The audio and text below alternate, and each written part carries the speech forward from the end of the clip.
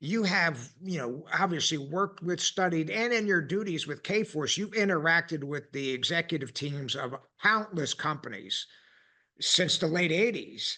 And I want to see if have you been able to identify any traits or habits or skills that are common to the most effective executives as individuals and team players? Yeah, and I'm probably, this isn't rocket science, Mike. I mean, integrity, respect, trust are probably the top three. You know, being accountable, doing what you say you're going to do, so your partners know that you can be counted upon. Respecting everybody that you work with, whether they're above you, whether they're below you, whether they're at the peer level. That's got to be ingrained in individuals, because I still to this day learn so much. I mean, I'm really big on skip levels. I have a very detailed schedule that's built out with, meeting with my direct reports on a weekly basis. I meet with every one of their direct reports on a regular basis. Some of those are weekly, some of those are every other week, some of them are monthly. And then I even go deeper into the organization, because that's, you learn so much. But that's that respect, right? Respect is Yeah. is earned, it's not given.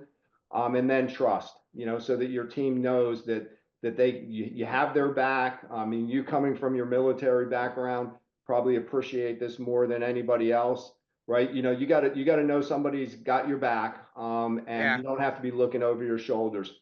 So I would say those teams that work effectively together, knowing that they are doing what's in the best interest of the firm at all times, even when it may not be in their best interest, but they'll make those right decisions.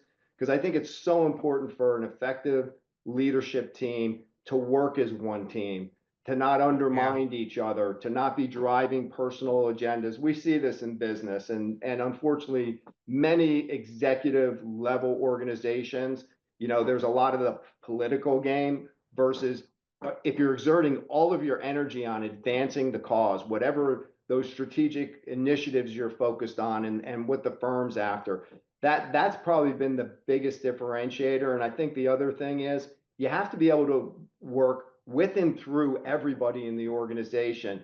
You can't have these, I guess, power centers that drive Yeah. everything. And it's probably Yeah. been the number one thing that I've seen in Kforce over the years, of those executives that have thrived versus those that maybe, well, candidly, are no longer at Kforce. It's, can they work through their partners? How do they address problems? Can they take them head on? Right? Because, hey, situations are always going to come up. But, are you going to have enough of a backbone to set up a meeting and have those tough conversations, and get united and work, with and through your people? I mean, those are just some of the common traits that I see.